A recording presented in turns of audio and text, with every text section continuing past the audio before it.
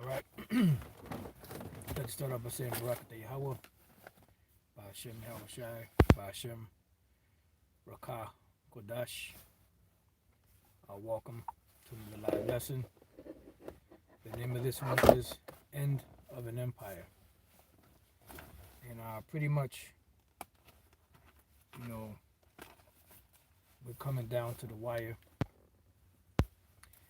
to the end of Esau's empire. And all empires had their time to rule, to rise and to fall. And just as they had their time to rise, so they have their time to fall. You had many great empires that came, were set up, established, ruled, conquered, made wars, increased their riches, made their fame great, had people trembling at certain names of certain military men and kings and all that. And eventually they fell, because that's just the nature of things. Now, the only empire that was promised to never fall once it was established is the kingdom of Yahweh Shai, which is fast approaching. So right now, as we are in this world, the person that's ruling now, or the people that are ruling now, are the Edomites. Beginning with the banking elites. When we talk about Esau and rulership, we're really not talking about, we're not really talking about the low-level Edomites. We're talking about the ones that are in control, the ones that are in power, the ones that hold raw, absolute power over the population of the earth, which call themselves the Illuminati or whatever they want to call themselves, the international banking families. That's really the main crux with, their governmental agencies, philosophies, militaries that they have established upon the planet Earth.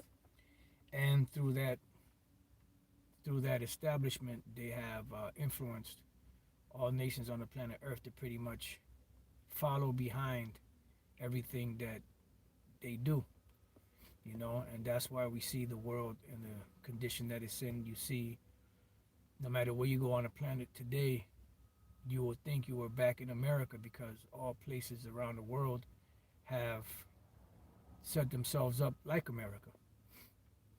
They mirrored America, they mimic America, just like when you go back into the ancient Roman Empire, when the ancient Roman Empire pushed their agenda on people, the different nations that they conquered, pretty much, they were pretty much became like the Roman Empire. So everywhere you went, it was almost like being in Rome.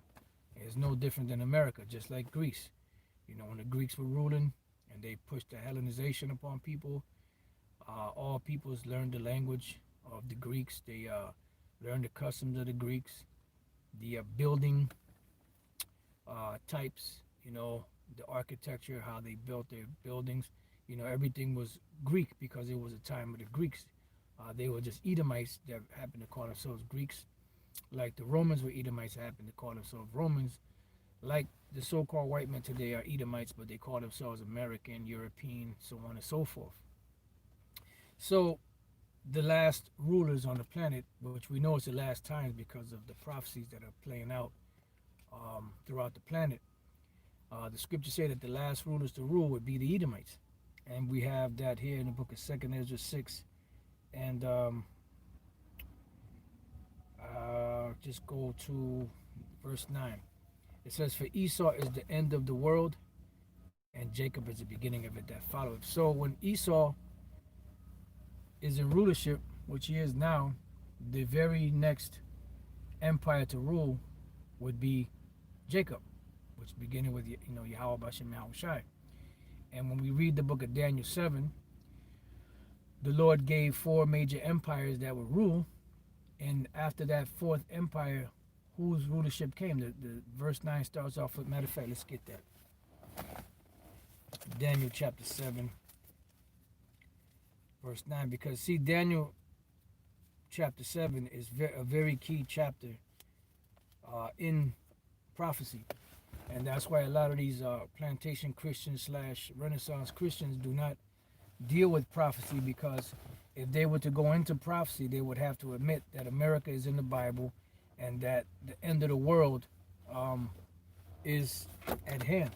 You know, just bear with me 1 second, brother Salaka.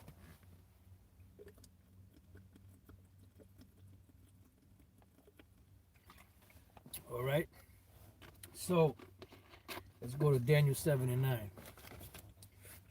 It says, I beheld till the thrones were cast down, and the Ancient of Days did sit. So what is it speaking about? What thrones is it speaking about? It's talking about all of the empires that Daniel saw in his vision. So Daniel looked and he saw all of those different empires falling. Just like he saw the image that Nebuchadnezzar had a dream about or a vision about falling, being destroyed by a stone, which that stone represented Yahweh. So Daniel's second chapter, Daniel the seventh chapter, pretty much is speaking about the same thing. It's speaking about the end of all of these different empires. So Daniel said, I beheld till the thrones were cast down, meaning what? All of the different empires that were supposed to rule, you know, in succession. We being in the last leg, literally, of the fourth beast in the book of Daniel. It says, excuse me, and the Ancient of Days did sit, whose garment was white as snow, and the hair of his head like the pure wool, which proves that the Most High is a so-called black man. His throne, and I say so-called black because there's no such thing as black people. You have brown people, you have red people, and the so-called white man is red. They're not brown. I'm sorry, they're not white. It says his throne was like the fiery flame, and his wheels as burning fires dealing with the chariots. A fiery stream issued and came forth from before him. From before him. Thousands ministered unto him, and 10,000 times 10,000 stood before him, and judgment was set. The judgment was set, and the books were open, meaning that this was a time where judgment was to play out because the sentence had already gone out. And it says, and the books were open because the prophecies, pretty much this is the time where the prophecies finished for this period of time, right? So it goes on to say, I beheld then because of the, I want to just jump down. You know what? No, I'm going to read on. It says, I beheld then because of the voice of the great words which the horn spake. And this horn is America, which came out of the 10. It says, and among the 10, one little horn came out, because America comes out of that whole European, so-called European, them different empires from Europe coming up.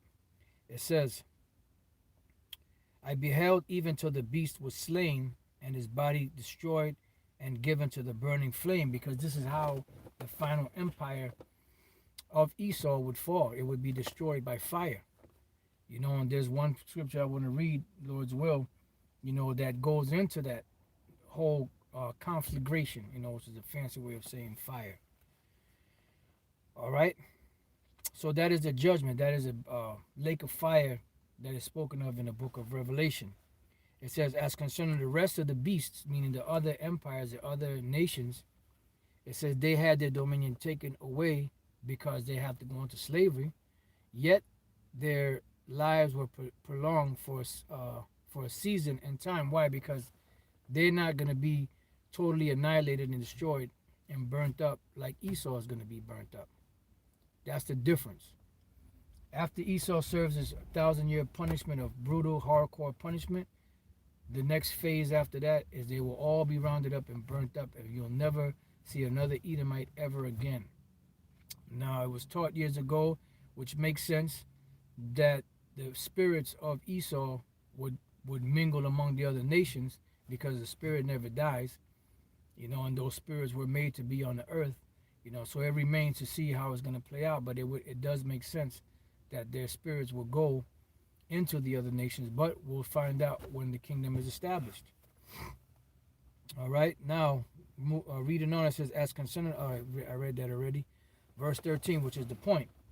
I saw in the night visions, and behold, one like the Son of Man came with the clouds of heaven. This is Yahushai, the chariots, and the angels, and came to the Ancient of Days, and they brought him near before him. Yeah, because this is after he's gone conquering, taking dominion over everything. Now he's about to be established upon the earth.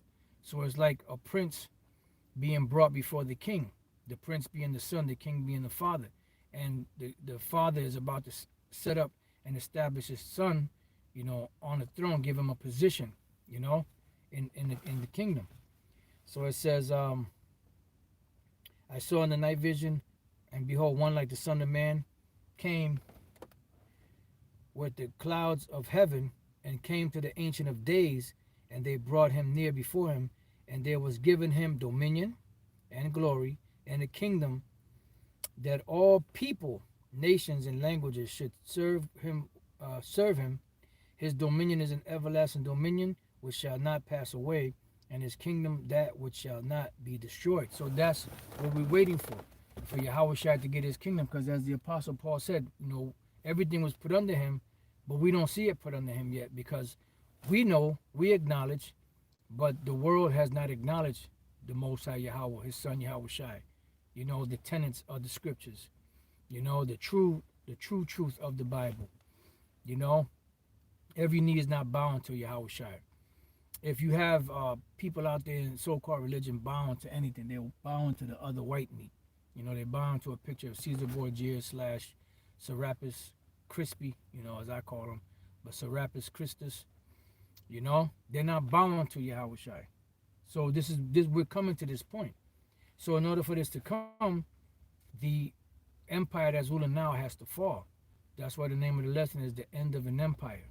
And you see in these different empires, when they first started coming up, when they were establishing themselves, when they got a good foothold into the empire, when they were at the peak of their empire, and then you started seeing the decline or the waning years of that empire, and everything started going south, economy, politics, social, and everything else started going south.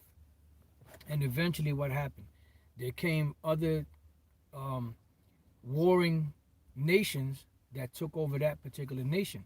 And that was the end of an era, or the end of that age. This is why the disciples asked Yahushua this question in Matthew 24:3.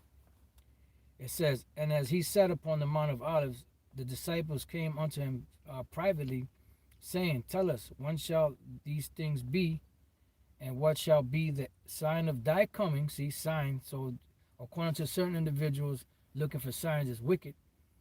But the disciples are asking Yahushua, what is the sign of thy coming and of the end of the world? And when you look up this word world here in the Greek, it's the word eon. And the word eon means an age, an uninterrupted rule. So if you look at the Egyptian empire, the different dynasties that they ruled, from the time that they were set up to the time that they fell, that was an age. That was an age that they were supposed to rule. You had the Assyrian Empire, you had the Babylonian Empire, and at one time they merged together, because the Assyrian Empire was absorbed into the Babylonian Empire, because it was time for the Babylonian Empire, to rule. And then eventually, both of those empires ceased from being a great power.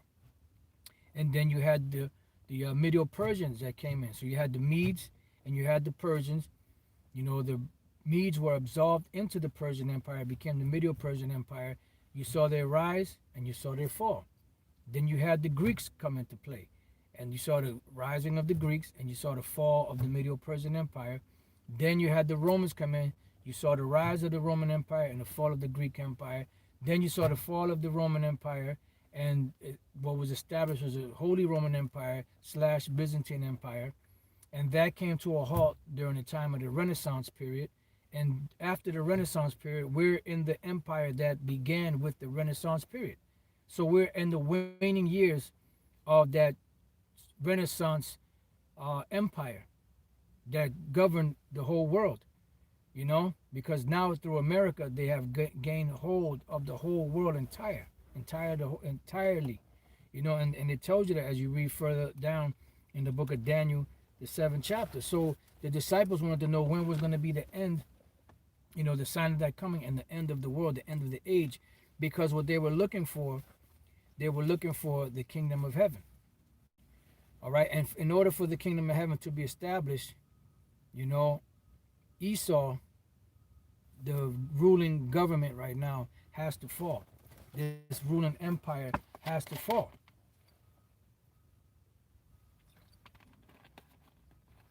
All right. Now let's go from there to Isaiah chapter 47 and 1. It says, "Come down and sit in the dust." Dust represents confusion. So at one time, Esau was ruling and they had everything under control. Now it's getting to the point where things are starting to get out of their control because the Lord allowed them to think they were in control. Now the Lord is putting more monkey wrenches and forks, so to speak, in the road for them to where they can't get the foothold that they want. Because at the end of the day, they're only going to go so far. The Lord said that when they're about to fill their belly, the Lord shall pour upon them the fury of his wrath. Because it's time for this empire to go down. So it says, "Come down and sit in the dust, O virgin daughter of Babylon." So this is dealing with the virgin daughter of Babylon. This is not dealing with ancient Babylon. The virgin daughter of Babylon is America, because America is equated with the daughter of Babylon. It's equated with Babylon the Great. It's equated with the Edomites and all of that together. It's equated with Egypt. It's equated with Sodom and all of those different empires in the past. America has some trait from all of those different empires that ruled.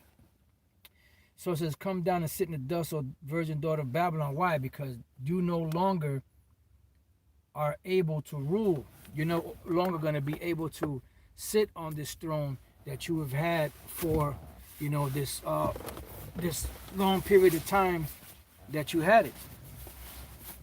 Because you have your time to rule and you have the time to come down. Now let's go real quick to the book of Ecclesiastes. Before we read on, I'm going to read that again. Let's go to Ecclesiastes let's start off in chapter 3. Chapter 3 and 1. "To everything there is a season and a time to every purpose under heaven." Yeah, that's why you had empires come and you had empires go. You had the rise of an empire, you had the fall of an empire. What we're witnessing today is the fall of the last empire of the heathens on the planet, which is the empire of the Edomites. That's what we read in 2 Ezra 6, that Esau is the end of the world and Jacob is the beginning of it that cometh. Now there's no coincidence that when Yahushua comes back to reclaim his throne and to put these nations down, the very nation that he's coming to visit is the Edomites. Why? Because the Edomites are the ones that are in power right now. They will be the ones in power at the end of days. They will be the last empire set up and established, as as an empire, that would be taken down by the time Yahushua came back. And what greater victory than to take down an empire that has governed over the whole planet Earth, because no other empire was able to do that. You had empires like the Babylonians, Egyptians, and all them, the Greeks, the Romans, and all that. They had governance over the known world at the time, in those regions, but never had an empire ruled the whole globe like Esau has ruled. And that's even further proof that they're the Edomites. And that's that fourth empire, that Daniel spoke about. Now let's go to Ecclesiastes 8 and 6. Because to every purpose there is a time and judgment. Therefore the misery of man is great upon him. So to every purpose there is time and judgment. Everything moves around time, it moves around judgment. It moves around rulership, it moves around the setting up of an empire, they're establishing their laws, their regulations, their taxes, and all that, and imposing it upon the people that they conquered. And in the same book of Ecclesiastes, it speaks about rulership and ruling over uh, people. Let's see.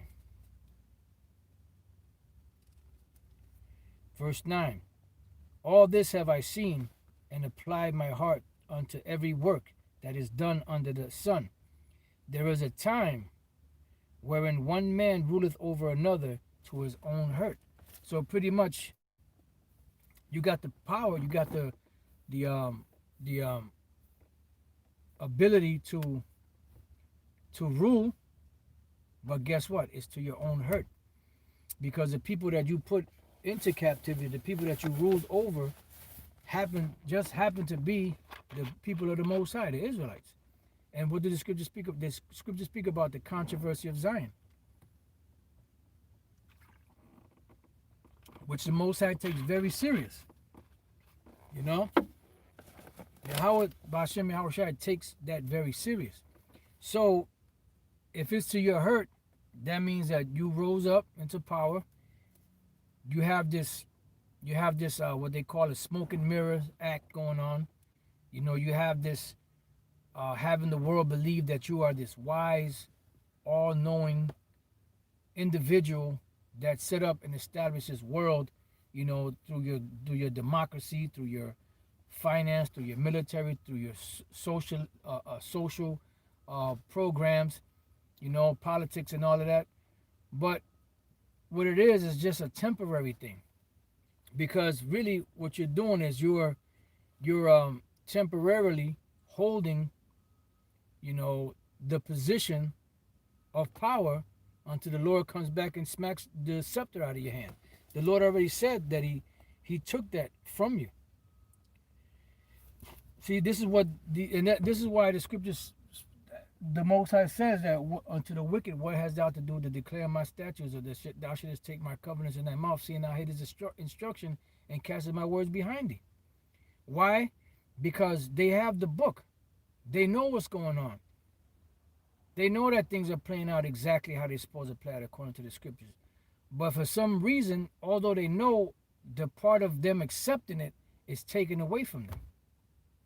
You know? So this is Isaiah chapter 14, verse 5. That thou shalt take up this proverb against the king of Babylon and say, how have the oppressors ceased? The golden city ceased. Yeah, you that oppress the people by imposing all these taxes upon them, imposing all of these restrictions, you know, the strangling of people's rights, you know, the backing people up into corners. You're done. How has the golden city ceased? Right? It says, the Lord, Yahweh Bashem Yahushai, has broken the staff of the wicked and the scepter of the rulers. Because why? Because the Most High is the one that's in control. Let's go from there to Psalms 75. Let's go straight to the point. 75 and 7. But the Most High is the judge. He putteth down one and setteth up another. So there's a succession of kingdoms that had to rule on the planet Earth of these heathens until Yahweh came back to claim the throne and establish his kingdom on earth. We're at that point now. You know, just think of it like this, but on a grander scale.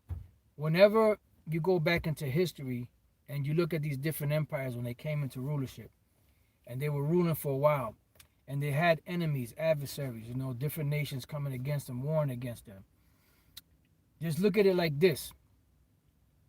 Like that empire that was ruling at the time, they were at the last leg, and those other empires that were fighting against it to take it down, or those other nations that were fighting against it to take it down, knew that it was just a matter of time before that kingdom fell, and they just kept putting their all into it to taking it down till it finally fell. So that's where we're at right now. We're at the they're trying valiantly. Esau's trying valiantly to keep his kingdom afloat, keep it going by whatever means necessary. But it's futile because it's still collapsing and falling and crumbling. It's like, trying to put a band-aid on a dam that's breaking, and there's water gushing out of the dam. It's about to go, and you're trying to you're trying to patch it up, and it's not working anymore because the damage is too great, too severe. It's just a matter of time before that water comes rushing through and breaks down that dam, and everything just goes to hell, so to speak. All right, so now, so your scepter is your rulership is broken. It's just a matter of the Lord coming back and slapping, the rulership out of your hand and taking it into His hand. And see, and this is why, being that we're at where we're at, you know, these other nations that see Esau falling, this is why they think that they're going to be the next superpower. You think you got the Arabs thinking that they're going to be the next superpower. You have the Moabites thinking that they're going to be the next superpower. You have these different empires that have their sights set on the head position of the world governance, pushing their agenda to the world. But it ain't going down like that, Lieutenant. You know? Inside joke. Because Yahweh Shai is coming back to reclaim his throne. You know? All right, so back in Isaiah 47:1, come down and sit in the dust, O virgin daughter of Babylon.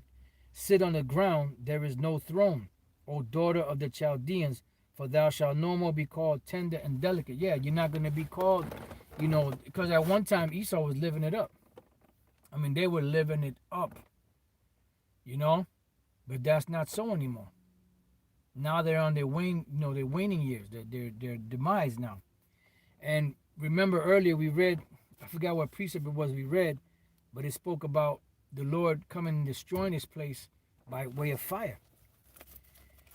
So what I want to do is I want to hit a couple of precepts in the same chapter, and if we have time, Spirit allows, and may read more of it. It's a very good chapter. And then I want to go to this other chapter, see how much of that chapter we can read. It's Revelation chapter 18, verse 10. It says,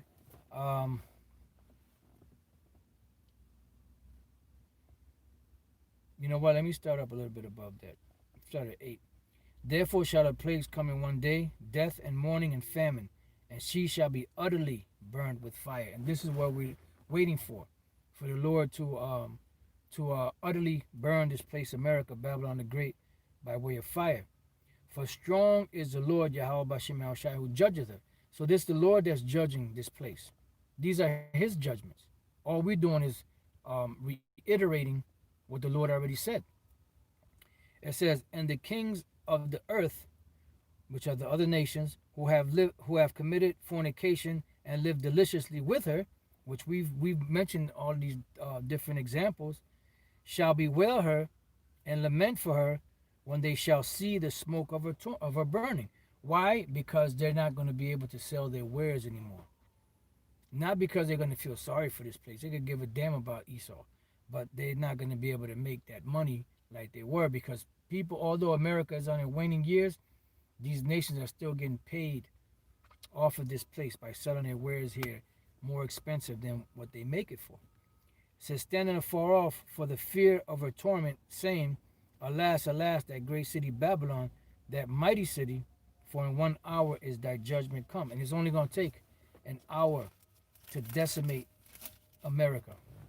And that's why the Lord created the waster to destroy, which the waster are the nuclear missiles that were given to the modern day Smiths, which are the scientists, to destroy America by way of thermonuclear fire. So jumping down to the 17th verse, it says, for in 1 hour so great riches is come to naught, and every shipmaster and all the company in ships and sailors and as many as trade by sea stood afar off, and cried when they saw the smoke of her burning, saying, what city is like unto this great city? Yeah, and the shipmasters of the world are not getting paid from the Vatican. You don't see all the different people that ship goods on ships, captains and shipmasters and the crew of men on ships trading. You don't see them going stopping at the Vatican and trading there and getting rich off of that. Everybody's coming to America because America is Babylon the Great. This is the place where all this trade and money making is going on. All this costliness and the different wares that they're selling. America, not Vatican City. That's the false prophet in the book of Revelation. It says, all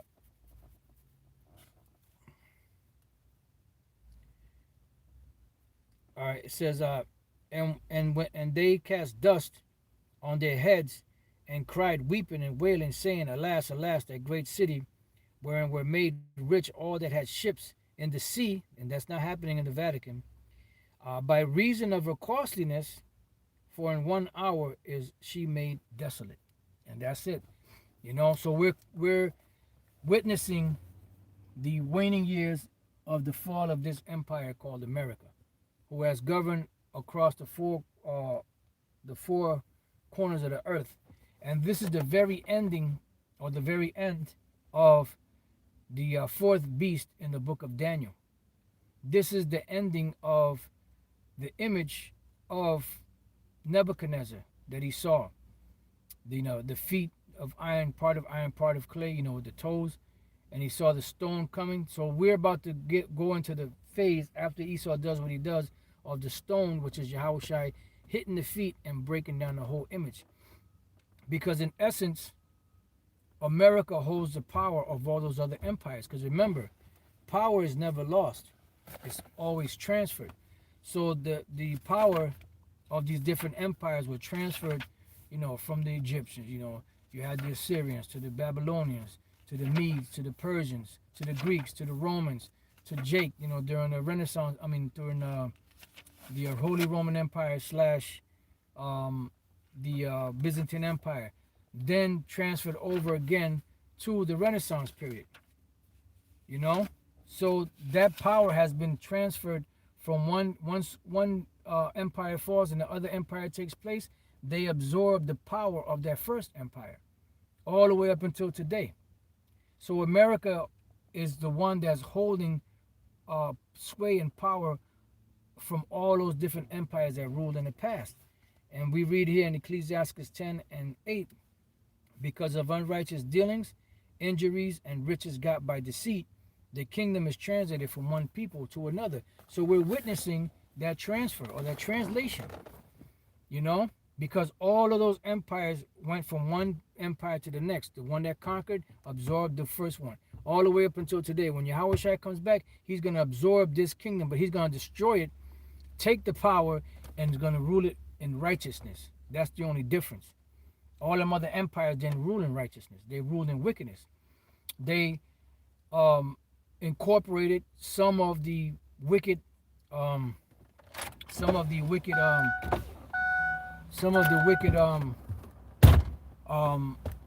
acts and philosophies and ways and customs of those other nations, but then they impose their own will, their own agenda.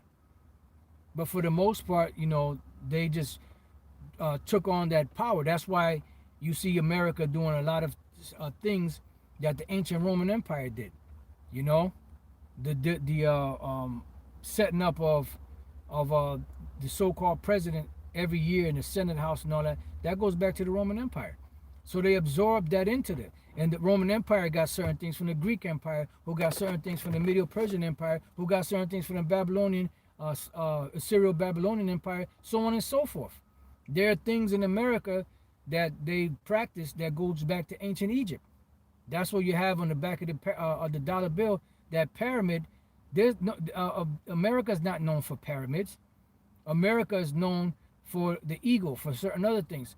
That pyramid goes back to Egypt. The pyramid of Cheops or Cheops, however you pronounce it. Potatoes. So that has nothing to do with America. So why would they put that symbolism on there? Why do they have so many obelisks in America? Because they've incorporated certain things from these different empires into the American way.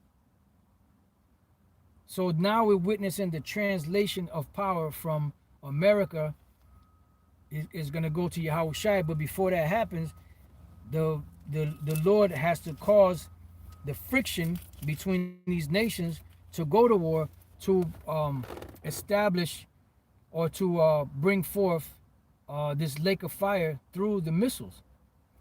So this is Isaiah 34 and 1. Come near, ye nations, to hear, and hearken, ye people.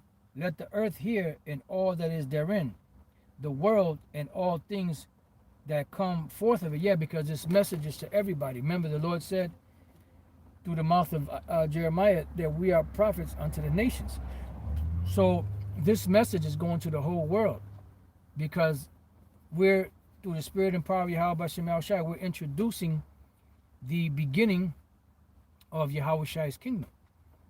So this message of the destruction of this modern empire or this present empire that's ruling, you know, is to be announced that it's going to fall and be destroyed. So it says, for the indignation of the Lord is upon all nations. Yeah, because the indignation of the Lord, indignation means righteous anger. And this is why we read in the book of, what is that? Zephaniah 3 and 8, that the Most High's determination is to gather the nations, that he may pour upon them all his fierce anger, even all his indignation, something along those lines. Why? Because the Lord has a controversy with these nations for what they did to the Israelites, the so-called Negroes, Latinos, and Native American Indians. So he's gathering them together, he's giving this message, and he's showing Isaiah a vision and many other prophets of the things that would happen in the future. It says, for the indignation of the Lord is upon all nations, and his fury upon all their armies. He hath utterly destroyed them, he hath delivered them to the slaughter, because all nations will lose their power when Yahweh Shai comes back. That's why he said in Daniel 7 and 9, I beheld till the thrones were cast down. In Revelation 19, it says that upon his head were many crowns, meaning Yahweh Shai's head with many crowns. Not that he's going to have, because these nations don't have crowns anymore. He's going to take their power and absorb them into himself. Because it's going to be transitioned from these nations ruling to Yahweh Shai ruling. All right, it says, their slain also shall be cast out, and this is going into World War III. And their stink shall come up out of their carcasses, and the mountains shall be melted with their blood. Yeah. And this is that great war in heaven that we read about, you know, in the book of Revelation, spearheaded on the earth by Esau. And then in the heavens, you have Yahweh Shai, Michael, and the angels that's going to do battle. It says, and all the hosts of heaven shall be dissolved. Because remember, we read this in the book of 2 Peter, the 3rd chapter, how the elements shall be melted with fervent heat. The heavens are representative of the kingdoms of these other nations, because they're in their heavenly estate. That's where they have everything. You know? It says, and all the hosts of heaven shall be dissolved, and the heavens shall be rolled together as a scroll. Now, what's going to cause that? They call it today the mushroom cloud. If you ever seen videos of hydrogen bombs, atomic bombs, nuclear bombs, when they explode and the fire starts to go up, you start to notice that it starts to roll around like that, and they call it a mushroom cloud. But Isaiah in his time called it a scroll. The heavens will roll together like a scroll. And when you look at it, it looks like scrolls roll together, because of the motion that the fire and the ashes and the smoke go into. It starts to spiral. So this is what he saw. So he says, and the heavens shall be rolled together as a scroll. So what's going to cause the heavens to be rolled together as a scroll? Those nuclear missiles.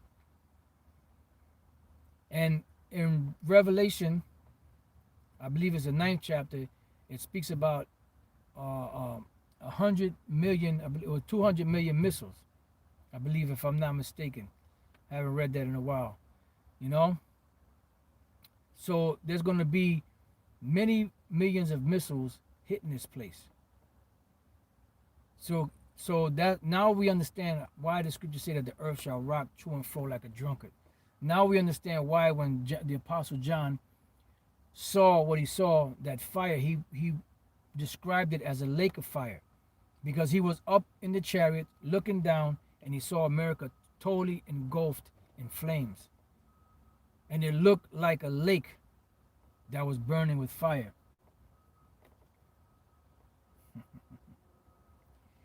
It says, and all their hosts shall fall down as a leaf falleth off from the vine, and as a falling fig from the fig tree. Yeah, because this place is ripe for destruction.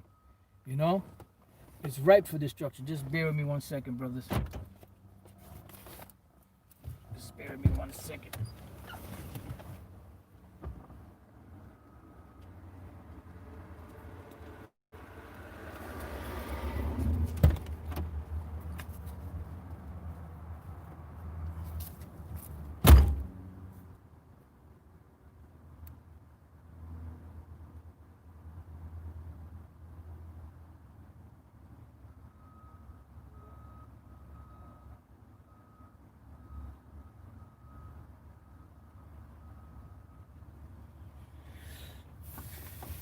All right, Salaki. All right, so let's go back. Let's read that again. And all the hosts of heaven shall be dissolved, and the heavens shall be rolled together as a scroll, and all their hosts shall fall down as a leaf falleth off from the vine, and as a falling fig from the fig tree. So they're ripe. You know, the harvest truly is ripe. This place is ready for destruction. It's overdue. But there's still a couple of little things that have to take place, which they're already in the works. And once they reach their peak, that's when the Lord will bring the destruction, not before. That's what the scripture say, wake not my love till he please. It says, for my sword shall be bathed in heaven, because heaven is a representation of these governments that are ruling, beginning with America. Behold, it shall come down upon Idumea, which is a Greek way of saying Edom, the Edomites, because when the Lord comes back, the people that are going to be governing are the Edomites. Shall come down upon Idumea and upon the people of my curse to judgment, because they're cursed as far as the way they look, you know, and they're also cursed because they are the vessels of wrath fitted to destruction. So on all levels they're cursed, from the way they look to the way that they were tailor-made for destruction. We read about that in Proverbs 16:4, that the wicked were made or created for the day of wrath, you know. So it says, the sword of the Lord is filled with blood. It is made fat with fatness, and with the blood of lambs and goats, with the fat of the kidneys of rams. For the Lord hath a sacrifice in Basra, which Basra was the capital of Edom. So today, Basra would be America. It says, and a great slaughter in the land of Idumea. Today, the land of Idumea is a representation of America. You know? It says, and the unicorns shall come down with them, and the bullocks with the bulls, and the land shall be soaked with blood, and their dust made fat with fatness. And it would make sense that this place will be soaked with blood, because we read in the scriptures that the land, once you shed blood, it can't be cleansed. That land cannot be cleansed except for the blood of them that shed it.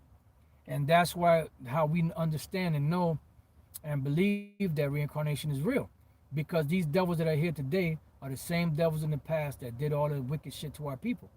So the Lord got him here to suffer this fate. But the upper elite, the higher ups, the so-called international banking families, they're not going to be touched by this destruction, because they're going to be nice and healthy, so they could be the first crop of slaves to go into captivity. It's a poetic justice, man. It says, for it is the day of the Lord's vengeance, and the year of the recompenses for the controversy of Zion. There it goes, the controversy of Zion. Always speak about the controversy of Zion. So the controversy of Zion has to be recompensed. You touch the apple of the Lord's eye, now you have to pay. You went down a very slippery slope when you did that. Oh yeah, it was good to you when you was in it. Like that one comedian, he said, for now, because they know that eventually they're going to have to pay for all of that. There's no way, man, you could come, this is what, over 500 years ago, you come to the land of the so-called Americas, from Canada all the way down to South America. You steal, rape, rob, the whole, all these continents. You enslave the natives, make them work, make them slaves, work for free. Then you bring the southern kingdom over here, Judah, Benjamin, and Levi, and get labor out of them for over 200 plus years. It was 250 years or so. And the mistreatment that you did to them, and then all of a sudden, now at the end of this, you just say, "Well, I accept Jesus," and that's it. Somehow, some way, that doesn't seem fair, and it's not, and it ain't gonna go down like that. You touch the apple of the Lord's eye, now you got to get touched. You know, and this is why everything is happening the way it's happening. This is why the prophecies are playing out the way they're playing out. This is why America is falling apart like it's falling apart. You know. Now some may say, well, you have the international banking families in the background doing all of this underhanded shit. Yeah, but who do you think is making them do that? It's the Most High making them do that to bring this place down. The Most High is the ultimate strategist. You talking about playing chess. You playing the game of chess. In life, the Most High is the ultimate strategist. He makes, with one move, he kills 10 things. And that's why these devils are doing what they're doing behind the scenes, because it's the Lord doing it and bringing this place to an end. All right, it says, and the streams thereof shall be turned into pitch, and the dust thereof into brimstone, and the land thereof shall become burning pitch. It shall not be quenched night nor day. The smoke thereof shall go up forever, from generation to generation. It shall not lie. It shall lie waste. None shall pass through it forever and ever. And when we read in Isaiah 34, it reminds us of Revelation 18, because they both go hand in hand. Revelation 18 goes into a little more detail as far as the shipmasters and the goods that are sold here, but it's pretty much the same blueprint. It says, but the cormorant and the bittern shall possess it, the owl also and the raven shall dwell in it, and he shall stretch out upon it the line of confusion and the stones of emptiness. Yeah, because you're not going to know where one state ended, where the other one started. You're not going to know where any of these major attractions were. You're not going to know where any of these governmental buildings were. You're not going to know where any of the major cities of America were. What separated, the borders. You're not going to know any of that, because this is going to be one heap of pitch, just one totally destroyed land.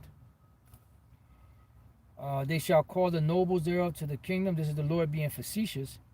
But none shall be there, and all her princes shall be nothing. Yeah, like now you have your senators, your governors, your mayors, your sheriffs and all this. And that day you ain't going to have none of that. Ain't going to be nobody to come to the rescue. It says, and thorns shall come up in her palaces, nettles and brambles in the fortresses thereof. Yeah, because that is a representation of what? Desolation. Whenever you watch these different movies where somebody conquers a city or a fort,